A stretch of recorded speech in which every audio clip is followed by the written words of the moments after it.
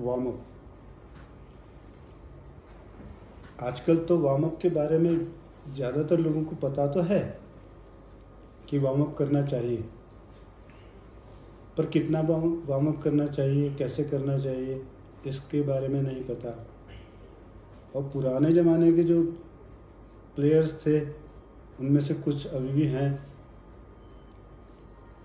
एक तो हमारे मित्र ही हैं, उनको काफ़ी बोलना पड़ता है कि आप कम से कम 15 मिनट कोई कार्डियो एक्टिविटी करने के बाद वेट ट्रेनिंग करो। तो बड़ी मुश्किल में आप जा कर के वो तैयार हुए हैं, वरना वो क्या करते थे, एब्डोमेन की एक्सरसाइज की, ज़रा सा हाथ हिलाया और शुरू हो गए वेट ट्रेनिंग। तो वेट ट्रेनिंग शुरू करने से पहले हमको प्रॉपर वार्म अप करना चाहिए। और वेट ट्रेनिंग ख़त्म करने के बाद हमें प्रोटीन पीने की जल्दी नहीं करनी चाहिए। हमें वेट ट्रेनिंग का ड्यूरेशन ऐसा रखना चाहिए कि प्रोटीन पीने के टाइम तक हमारा जो कूल डाउन का प्रोसेस है वो भी ख़त्म हो जाए, तब हम प्रोटीन पिएं। तो ये तरीका हमको समझना है कि ये सब किया कैसे जाता है। सबसे पहले तो ये बता दें कि एब्डोमेन की एक्सरसाइज करने से, या ट्रेडिशनली पहले के लोग क्या करते थे कि सिर्फ एब्डोमेन की एक्सरसाइज से ही वार्म अप नहीं करते थे। कुछ लोग डिप्स कर लेते थे, कुछ लोग चिनअप्स कर लेते थे। वार्म अप करने के लिए चिनअप्स और डिप्स ये ठीक एक्सरसाइज नहीं है, इसलिए कि वार्म अप की ज़रूरत शरीर को क्यों है। वार्म अप की ज़रूरत शरीर को इसलिए है कि नॉर्मली हमारी जो भी स्केलेटल मसल है, जब तक हम उससे कुछ काम नहीं लेते हैं तब तक उस स्केलेटल मसल का काफ़ी हिस्सा इनएक्टिव या सोया हुआ होता है। उसको जगाना होता है। जगाना तो मसल सेल्स को तो जगाना होता है। उसके अलावा हमारे जॉइंट्स काम करने के लिए प्रिपेयर नहीं हैं। और ये आपको पता होना चाहिए कि जो भी हमारे जॉइंट्स हैं, ये जॉइंट्स उतने स्ट्रॉन्ग नहीं होते हैं जितने कि हमारी मसल स्ट्रॉन्ग होती है। मसल स्ट्रॉन्ग है, मसल तो फिर भी लिफ्ट कर लेगी, लेकिन जॉइंट्स, लिगामेंट्स और टेंडन्स, उसके लिए हमको प्रिपरेशन की ज़रूरत होती है, वार्म अप की ज़रूरत होती है, लुब्रिकेशन की ज़रूरत होती है। तो हमारे मसल सेल तक, हमारे जॉइंट तक पूरा ब्लड फ्लो जाना चाहिए, न्यूट्रिएंट्स जाने चाहिए, और मसल को पता होना चाहिए कि मुझसे काम लिया जाना है और उसके लिए मैं तैयार किया गया हूँ। तो हम सेफ तरीके से, इंजरी फ्री ट्रेनिंग कर सकते हैं। नहीं तो इंजरी का खतरा हर समय बना रहता है। अगर वार्म अप नहीं करेंगे तो हमारे जॉइंट में लोड पड़ेगा, क्योंकि जॉइंट इतनी प्रिपेयर नहीं है। और सिर्फ जॉइंट ही नहीं, हमने तो बहुत सारे बड़े बड़े बॉडी बिल्डर्स के भी मसल टीयर होते हुए देखे हैं। और जो मसल टीयर होता है, वो मसल टीयर मसल में ही नहीं होता है। वो ज़्यादातर टीयर जो होता है वो होता है टेंडन में, जहाँ मसल जुड़ी हुई है। जो मसल का जो ओरिजिन है, जहाँ से मसल शुरू होती है, वहाँ से मसल सीधे शुरू नहीं होती है। हमारे जॉइंट से लिगामेंट जुड़ा होता है, और लिगामेंट से मसल जुड़ी हुई होती है। तो मसल और बोन के बीच में वो जो लिगामेंट वाला हिस्सा है, वो एक रस्सी की तरह होता है, और वो अगर तैयार नहीं है तो वो वहीं से टूटता है। अगर वो टूटता है तो मसल की शेप हमेशा के लिए ख़राब हो जाती है। बहुत एडवांस सर्जरी से कुछ डैमेज कंट्रोल करने की कोशिश की जाती है, पर उतनी डैमेज कंट्रोल उसमें नहीं हो पाता। कोई ना कोई कमी उसमें बनी रहती है। आप लोगों ने अगर नोटिस किया हो तो डोरियन येट्स को आपने देखा होगा, पुराना मिस्टर ओलंपिया है। वो 2-3 मिस्टर ओलंपिया तक उसके दोनों बाइसेप्स एक जैसी थी। उसके बाद के ओलंपिया में उसकी एक बाइसेप टियर हो गई, तो एक बाइसेप की शेप दूसरी अलग थी, दूसरे बाइसेप की शेप अलग थी। ऐसे ही टॉम प्लाट जो एक बॉडी बिल्डर था, मिस्टर क्वार्ट्स बोलते हैं उसको, उसके क्वार्ट्स बहुत अच्छे हैं। तो लोअर बॉडी अच्छी थी, अपर बॉडी को लोअर बॉडी के प्रोपोर्शन में लाने के लिए बाइसेप्स में हैवी ट्रेनिंग करते समय एक बाइसेप टियर हो गई, और उसकी बॉडी बिल्डिंग कंपटीशन वाला जो करियर था वो हमेशा के लिए ख़त्म हो गया। ऐसे ही बहुत सारे एग्जांपल हैं कि बिना वार्म अप, बिना प्रिपरेशन के एक्सरसाइज करने से मसल और टेंडन टियर करके लोगों ने नुकसान उठाया है। तो वो जो टियर होता है वो सिर्फ मसल में नहीं होता, वो टेंडन में होता है। तो हमको इन्हें पहले प्रिपेयर करना है, और प्रिपेयर करने के लिए वार्म अप करना है। तो वार्म अप करने के लिए सबसे पहले हमको किस पार्ट को प्रिपेयर करना चाहिए, वार्म अप करना चाहिए, किस पार्ट को तैयार करना चाहिए? सबसे पहले हमको तैयार करना चाहिए अपने कार्डियोवैस्कुलर सिस्टम को, अपने लंग्स को, अपने हार्ट को, और जो सर्कुलेटरी सिस्टम है, जिन वेन्स से हमारा ब्लड फ्लो बहना है, हमें उसको तैयार करना है। तो इसलिए सबसे पहले गर्मी के दिनों में 5 मिनट और सर्दी के दिनों में 7 मिनट की कोई कार्डियो एक्टिविटी करके हमको वार्म अप करना चाहिए, कार्डियोवैस्कुलर वार्म अप। ठीक है, ये कितना करना चाहिए ये बताएंगे अभी पहले वार्म अप की ज़रूरत पे बात करें। तो 5-7 मिनट की कार्डियोवैस्कुलर वार्म अप हम लोग करेंगे, और उसके बाद हमको टोटल बॉडी वार्म अप करना चाहिए। अभी हमने हार्ट लंग्स को तैयार कर दिया ब्लड फ्लो बढ़ाने के लिए, हार्ट बीट भी हमने बढ़ा ली, लेकिन हमारे जॉइंट प्रिपेयर नहीं है। और हम लोग सोचते हैं कि अगर हम पेक्टोरल कर रहे हैं तो हमें लेग्स को वार्म अप करने की ज़रूरत नहीं है, बैक कर रहे तो हमें शोल्डर को वार्म अप करने की ज़रूरत नहीं है। पर नहीं, हमें टोटल बॉडी वार्म अप करना चाहिए, और उसके लिए कुछ ज़्यादा ज़रूरत नहीं है। सिर्फ 10 मिनट की फिजिकल एक्टिविटी होती है, और वो फिजिकल एक्टिविटी वही है जो हमें स्कूलों में करवाई जाती थी। स्कूलों में क्या करवाया जाता था हमसे? जैसे आर्म रोटेशन, इससे हमने शोल्डर जॉइंट को लुब्रिकेटिंग के लिए प्रिपेयर कर लिया। वार्म अप हम करके आ, कार्डियोवैस्कुलर वार्म अप करके आ रखे हैं। ऑक्सीजन की मात्रा बढ़ा दी गई है। अब हमने शोल्डर जॉइंट को भी थोड़ा सा स्मूथ होने के लिए मौका दिया। Vertical flies, hands up down, इस तरह से कुछ एक्टिविटीज़ हैं जो कि 7-8-10 मिनट की हैं, ये हमें करना चाहिए। इससे हमने टोटल बॉडी वार्म अप कर लिया। पहले हमने कार्डियोवैस्कुलर वार्म अप किया, फिर टोटल बॉडी वार्म अप किया, अब local area warm up. Local area warm up का मतलब है कि अब हम स्क्वैट्स करने जा रहे हैं। स्क्वैट्स करने जा रहे हैं तो सीधे बारबेल के नीचे जाने की ज़रूरत नहीं है। 15 रेपिटेशन के 2 सेट फ्री स्क्वैट्स के करने चाहिए। उससे हमारी नी जॉइंट और पेल्विक गर्डल को स्मूथ करने में मदद मिलेगी। उसके बाद फिर वेट से वार्म अप सेट करना है, और वो जैसे हम स्क्वैट्स कर रहे हैं, 100 किलो की स्क्वैट्स करते हैं, 100 किलो से हम लोग 12 रेपिटेशन कर लेते हैं। तो वार्म अप के लिए हमें क्या करना चाहिए? हम 40 किलो लेंगे, 2 सेट हमने फ्री स्क्वैट्स के किए 15-15 रेपिटेशन के। उसके बाद 20 किलो की बार है, 10 किलो का वेट एक साइड में, 10 किलो का दूसरी साइड में लगाया, ये टोटल 40 किलो हो गया। इससे हम 30 रेपिटेशन कर सकते थे, हो सकता है 40 कर सकते थे, पर 10 करना है और रख देना है। अब हमको उसमें और 10-10 किलो वेट बढ़ा लेना चाहिए। अब ये 60 किलो हो गया।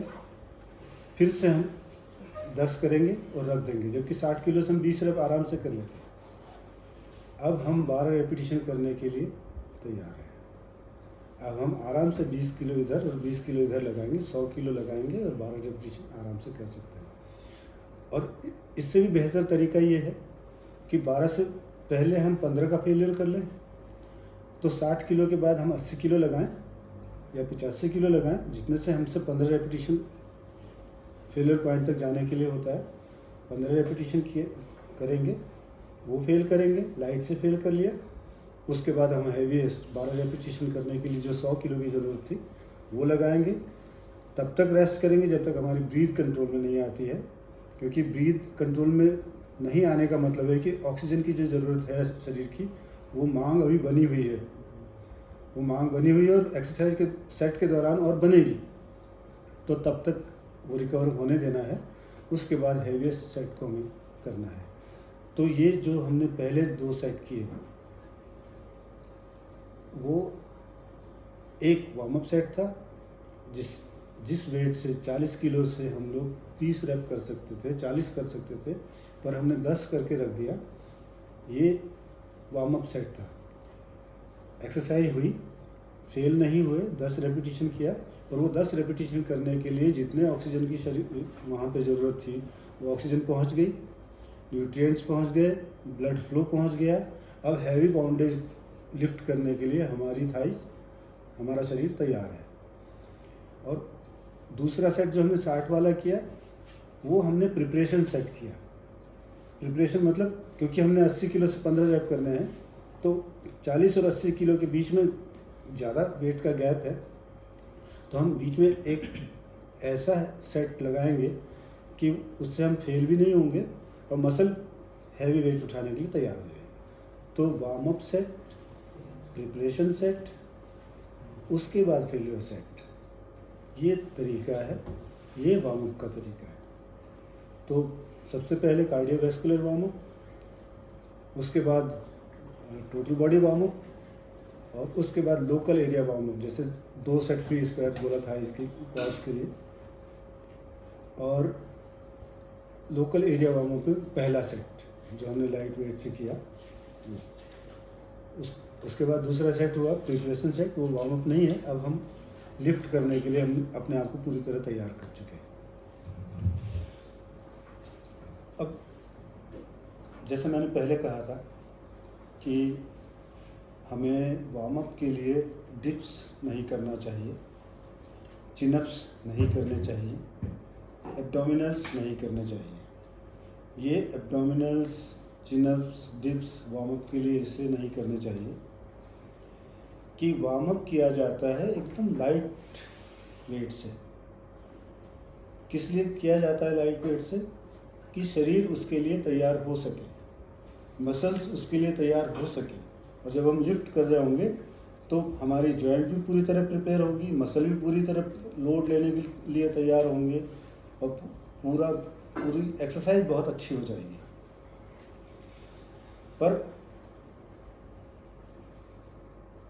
अब हम कार्डियो एक्टिविटी से जब वार्म अप करते हैं, कार्डियोवैस्कुलर वार्म अप करते हैं, तो वो एरोबिक एक्टिविटी हुई।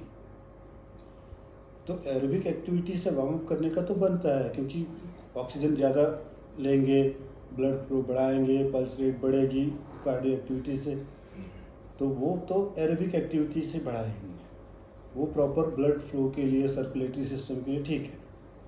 लेकिन हम लोगों ने ऐसा कोई कार्डियो एक्टिविटी किए बिना जाकर के सीधे एब्स करना शुरू कर दिया, लेग रेजेस करने शुरू कर दिए, तो वो तो अनएरोबिक एक्टिविटी हुई। फिर हमने पूरे कार्डियोवैस्कुलर वार्म अप तो किया ही नहीं। कार्डियोवैस्कुलर वार्म अप किए बिना हम वार्म अप कैसे हो पाएंगे? तो जिस मसल की, मान लीजिए हम एब्डोमेन की एक्सरसाइज करके वार्म अप हो रहे हैं, वो करना है हमको पेक्टोरल की एक्सरसाइज या क्वाड्स करने हैं, और क्वाड्स में सीधे वेट लगा लेंगे तो हमारे लिए हैवी होगा और इंजरी का खतरा है। एक तो ये, दूसरा डिप्स कर रहे हैं हम लोग वार्म अप करने के लिए, अगर तो वो क्यों नहीं करना चाहिए? हमने अपने ब्लड फ्लो को नहीं बढ़ाया है, ऑक्सीजन का लेवल नहीं बढ़ाया है और सीधे डिप्स करने के लिए आ गए हैं। अगर किसी का बॉडी वेट 70 kg है और वो एक स्टूल में एक फीट ऊंचे स्टूल में दोनों पैर रख के और ज़मीन में 2 ईंट रख करके या ज़मीन में हाथ रख करके या डिपिंग बार होती हैं वो रख करके डिप्स लगाता है तो वो सीधे हैवी एक्सरसाइज कर रहा है, क्योंकि 70 किलो उसका वज़न है और डिप्स करते हुए कम से कम 50 किलो वज़न तो उसके दोनों हाथों में पड़ रहा होगा और उसकी ट्राइसेप्स तो तैयार ही नहीं थी अभी उसे उस वज़न को उठाने के लिए, उसके फ्रंट डेल्ट तो तैयार ही नहीं थे, उसके पेक्टोरल तो तैयार ही नहीं थे। तो उससे क्या होगा कि मसल फटीग हो जाएगी, मतलब फेल नहीं होगी, मसल थक जाएगी तो जब एक्चुअल में बेंच प्रेस करने का नंबर आएगा तो जितनी लिफ्ट वो मसल प्रिपेयर होने के बाद वो मसल कर सकती थी उतना लिफ्ट नहीं हो पाएगा। तो हमारा वर्कआउट प्रॉपर 100% नहीं हो पाएगा, क्योंकि वो अनएरोबिक एक्टिविटी से हम लोगों ने ये सोच लिया कि हमने वार्म अप कर लिया, तो वो अनएरोबिक एक्टिविटी से वार्म अप नहीं करना चाहिए। दूसरी चीज़, डिप्स में तो फिर भी 70 किलो के आदमी का वज़न 50 किलो पड़ रहा होगा, लेकिन चिनअप्स लेग पुल डाउन में वो 70 किलो का आदमी लेग पुल डाउन में जब 12 रेपिटेशन करने होते हैं तो 50 किलो लगातार किसी तरह से बड़ी मुश्किल में उससे वो रेपिटेशन होते हैं और 70 किलो का पूरा वज़न लेकर के हम वार्म अप कर रहे हैं तो फटीग होगा ही ना, मसल थकेगी, बिना तैयार हुए थक गई तो एक्सरसाइज करते हुए फिर वो बढ़िया तरीके से प्रिपेयर होकर के जो इफ़ेक्टिव वर्कआउट है वो नहीं हो सकता। तो एरोबिक एक्टिविटी करके वार्म अप हो रहे हैं, ऐसा मिथ जहाँ भी है जिसमें भी है वो गलत है। उसे निकालने के लिए हम अपने आसपास अपने सराउंडिंग ये कोशिश कर सकते हैं कि ये वार्म अप एक्सरसाइज नहीं है, आप वार्म अप के लिए दूसरी चीज़ें करें। पर लोगों को क्या लगता है कि टाइम बहुत कम है और 10 मिनट इस काम में लगाओ, 5 मिनट उस काम में लगाओ तो ये टाइम बर्बाद हो जाएगा। पर ऐसे में टाइम बर्बाद नहीं होगा। ऐसे में स्मार्ट तरीके से अगर हम ट्रेनिंग करें तो टोटल 1.25 घंटे का वर्कआउट बना करके हम 15 मिनट या 20 मिनट वार्म अप और कूल डाउन को दे दें और बाकी के जो 55 मिनट हैं अगर हम अकेले एक्सरसाइज कर रहे हैं तो कितना भी बड़ा वर्कआउट हो हमारा वर्कआउट ख़त्म हो सकता है 1.25 घंटे के अंदर ये सारी चीज़ें करके। तो और अगर हम पार्टनर हैं तो हम पहले से ही टाइम ज़्यादा लेके हमें चलना ही होता है, क्योंकि पार्टनर भी करेगा साथ में, तो जो वर्कआउट 1.25 घंटे में ख़त्म होता था उसको 2 घंटे लगेंगे और दोनों ने एक साथ वार्म अप एक साथ कूल डाउन होना होता है तो उसमें तो टाइम 20 ही मिनट लग रहा है ना दोनों का ही। तो तुम्हारा ये टॉर्च जल गया।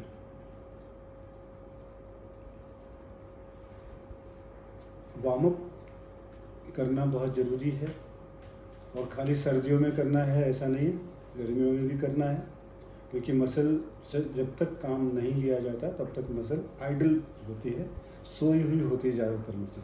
उसे जगाना होता है, जॉइंट्स को लुब्रिकेट करना होता है, लंग्स और हार्ट की कैपेसिटी बढ़ानी होती है, ब्लड फ्लो उस एरिया तक पहुंचाना होता है, न्यूट्रिएंट्स पहुंचाने होते हैं जहां जिस एरिया के हम एक्सरसाइज कर रहे हैं, और बाकी जगह भी न्यूट्रिएंट्स और ब्लड की कमी ना हो इसके लिए प्रॉपर वार्म अप होंगे, ब्लड फ्लो चलता रहेगा तो बाकी सब शरीर को भी न्यूट्रिएंट्स मिलते रहेंगे।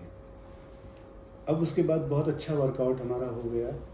वार्म अप करने के बाद हमने प्रॉपर तरीके से वर्कआउट किया, तो वर्कआउट करने के बाद एक और ड्यूटी हमारी बनती है। हमारे शरीर को अगर ठीक स्पीड से ग्रो करना है, अपनी फ्लेक्सिबिलिटी बनाए रखनी है, अपने आप को यूथफुलनेस, अपने आप को युवा बनाए रखना है, तो कूल डाउन नेसेसरी है, कूल डाउन होना अनिवार्य है। और कूल डाउन करने के लिए ज़्यादा कुछ नहीं करना होता है। कूल डाउन के लिए लोकल एरिया स्ट्रेचिंग और टोटल बॉडी स्ट्रेचिंग। ये स्ट्रेचिंग मूवमेंट्स करने होते हैं। स्ट्रेचिंग मूवमेंट्स अपने आप में कूल डाउन की प्रक्रिया है और उसके लिए कूल डाउन की कुछ अलग से एक्सरसाइज करने की ज़रूरत नहीं है। तो अगर हमने पेक्टोरल की एक्सरसाइज की है तो पेक्टोरल को स्ट्रेच सबसे पहले करेंगे। उसके लिए कुछ तरीके हैं, वो बताया जाएगा। और उसके बाद पूरी बॉडी को स्ट्रेच करना है, क्योंकि एक्सरसाइज करते हुए सारे शरीर से हमने काम लिया है, तो सारे शरीर को हमें कूल डाउन करना है। कूल डाउन करने के फ़ायदे क्या हैं? एक फ़ायदा ये है कि एक्सरसाइज करते समय जिस एरिया की हम एक्सरसाइज कर रहे थे, जिस मसल ग्रुप की हम एक्सरसाइज कर रहे थे, उस मसल ग्रुप में ज़्यादा ब्लड फ्लो आ जाने की वजह से पंप फील होता है और किसी किसी की मसल स्टिफ हो जाती है। जैसे कुछ लोगों की कंप्लेन आती है कि मैं बाइसेप्स करने लगता हूँ तो कुछ रैप के बाद मेरे से उठना ही बंद हो जाता है, इतनी टाइट हो जाती है बाइसेप्स, उठता ही नहीं है। तो ये क्यों होता है? क्योंकि वो वर्कआउट ख़त्म होने के बाद कूल डाउन नहीं करते हैं। तो लोकल एरिया कूल डाउन करने का मतलब ये है कि अगर हम बाइसेप्स कर रहे हैं तो बाइसेप्स को स्ट्रेच करके कूल डाउन किया जाए, पेक्टोरल कर रहे हैं तो पेक्टोरल को स्ट्रेच करके कूल डाउन किया जाए। तो जब हम स्ट्रेच करेंगे तो वहाँ पर स्टिफनेस जिस चीज़ से आ रखी है वो आ रखी है वहाँ आए हुए ब्लड से और मेटाबॉलिक वेस्ट से, और जो एटीपी बर्न हुआ उसके बाद जो बाई प्रोडक्ट वहाँ रह गया, रुक गया, उससे। जब हम स्ट्रेचिंग करते हैं, हम क्या करते हैं, स्ट्रेचिंग के जब हम करते हैं तो जो वहाँ की वेन्स होती हैं, जो वेसल्स होते हैं, वो दब जाते हैं और उसमें उसके बीच में जो भी ब्लड था वो आगे चला जाता है, और जब हम उसे ढीला करते हैं तो वहाँ पर फ्लो दोबारा से आ जाता है। तो उससे फ्लेक्सिबिलिटी भी बनी रहती है, न्यूट्रिएंट्स भी नए आ जाते हैं और रिकवरी भी जल्दी होती है। तो ये 5 से 10 मिनट का कुल होता है और प्रॉपर कूल डाउन करने के लिए स्ट्रेचिंग मूवमेंट हमें करना चाहिए।